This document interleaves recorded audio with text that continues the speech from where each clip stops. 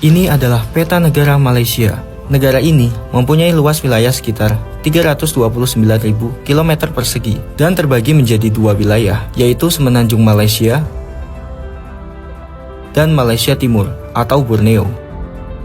Itu juga dengan penjenamaan kita sekarang akan menjadi pengurusi kepada ASEAN. Banyak isu yang berlaku dengan kerajaan China membabitkan Laut Cina Selatan. Jadi kita ingin melihat dan meminta pihak kerajaan untuk mengkaji dan mempertimbangkan untuk menukar Laut Cina Selatan. Dan kita lihat di Filipina telah menamakan sebagai Laut Filipina Barat. Indonesia menggunakan nama Laut Natuna Utara.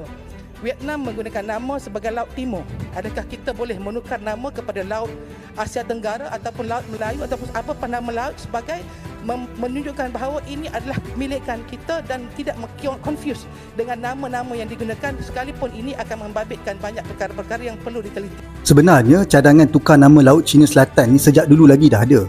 Dan saya puji Ahli Parlimen Tumpat YB Mumtaz yang bawa cadangan ini ke dalam Dewan Rakyat. Saya setuju untuk kita tukar saja nama Laut Cina Selatan kepada Laut Malaysia. Bukan jadi isu pun. Walaupun kita tukar nama Laut Cina Selatan kepada Laut Malaysia contohnya, belum tentu ianya diiktiraf oleh dunia. Bahkan negara China pun tak kisah. Tapi penukaran nama ni sebagai antara cara kita melawan tuntutan China. Bertegas dengan perairan kita, tunjuk yang kita ni juga berani melawan. Korang kena ingat ya, China pun tukar nama-nama kawasan utama laut kita dekat Sarawak sana tu tau. Contohnya Beting Raja Jarum, dia tukar kepada Baikang Ansha. Dan ada lagi beberapa lagi nama yang China tukar kepada nama Mandarin. Ini pun kena ambil kira. Tak usah pening kepala lah dalam bab ni, tukar je lah. Lagipun negara-negara jiran kita pun dah lama buat. Contohnya Indonesia, Laut Cina Selatan mereka panggil Laut Natuna Utara. Apapun, di samping kita tukar nama Laut Cina Selatan ni, kerajaan boleh perkasakan lagi aset tentera laut kita sebagai langkah berjaga-jaga. Seriuslah, kalau ada lagi sesiapa yang tak setuju dengan cadangan ni, saya rasa sanksi sama ada mereka tak faham taktik peperangan atau memang mereka ni jenis penakut. Anda yang mana satu?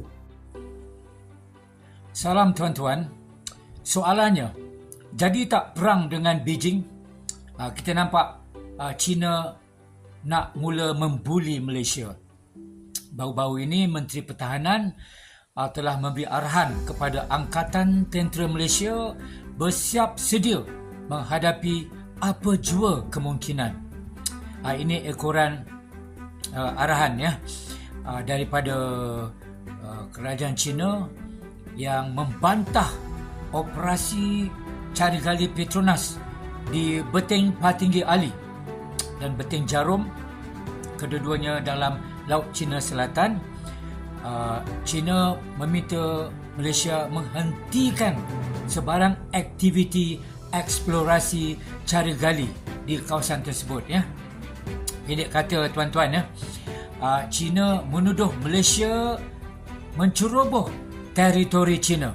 Itulah dia kesannya mengikut peta baru China yang mengandungi 10 garis putus-putus 10 dash line ya, bahawa 90% Laut Cina Selatan dimiliki oleh China, termasuk kawasan EEZ yang dimiliki oleh Malaysia.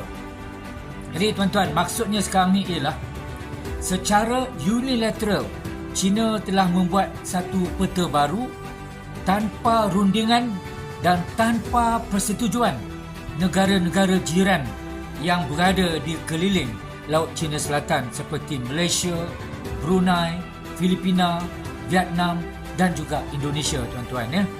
Dan saya rasa juga ada melibat sedikit hak milik Singapura. Maka dengan hanya satu peta baru ya yang mengandungi 10 garis putus-putus, China kini menjadi kolonialis Laut Cina Selatan. Itulah dia taraf baru China, kolonialis di kawasan Asia Tenggara ya.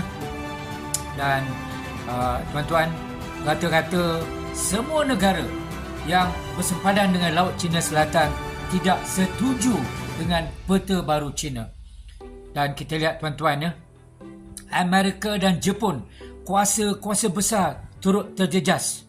Kerana apa? Sekiranya peta baru China ini tidak dibantah oleh dunia, artinya Amerika perlu kebenaran China untuk melalui Laut China Selatan, ya, iaitu daripada Selat Melaka nak pergi ke negara Jepun akan melalui Laut China Selatan yang kononnya dimiliki oleh China, ya. Jadi tuan-tuan, ya, kita lihat tuan-tuan, ya, amat jelas China telah melanggar undang-undang antarabangsa PBB, iaitu UNCLOS, United Nations Convention on the Law of the Sea. Dan nampak gayanya China tak peduli. Dia tak peduli apa dia itu undang-undang PBB. Yang penting dia memiliki, ya, dia memiliki Laut China Selatan mengikut peta baru dia. Jadi tuan-tuan, ya, dengan sikap agresif China ini rasanya amat sesuai, ya, penubuhan NATO Asia yang sudah pun kini dipelopori oleh negara Jepun, Korea Selatan, Taiwan dan juga Filipina, tuan-tuan, ya. Di negara-negara ini terdapat pengkalan tentera Amerika dan juga anggota tentera Amerika. Dan soalannya, apakah Malaysia masuk bersama dalam NATO Asia? Sangat penting, tuan-tuan, ya, isu ini difikir baik-baik, kerana jika kita masuk ke dalam NATO Asia, amat jelas kita dalam blok Amerika dan sudah pasti China tidak suka kita menyebelahi Amerika, dan ini ada kesan kepada perdagangan Malaysia dengan negara China. Tuan-tuan, NATO sangat penting. Kenapa? Berdasarkan NATO di Eropah, iaitu ada 32 anggota NATO Eropah, sekiranya Rusia menyerang mana-mana anggota NATO, 31 negara NATO akan menyerang Rusia. Begini hebatnya sistem NATO Eropah, dan inilah juga yang hendak kita lakukan di sebelah Asia, ya. Dan kita lihat China akan terkepung dengan negara-negara NATO Asia, dan kerana itu China kena fikir baik-baik, ya. Kena fikir baik-baik jika benar-benar nak berperang dengan Malaysia. Kerana kesannya China juga berperang dengan Filipina, dengan Vietnam, dengan Indonesia, dan juga dengan Amerika. Okey, kesimpulannya, sanggupkah China terus membuli Malaysia dengan mendesak hentikan operasi cari gali Petronas? Kita tunggu dan lihat. Sekian. Salam sejahtera.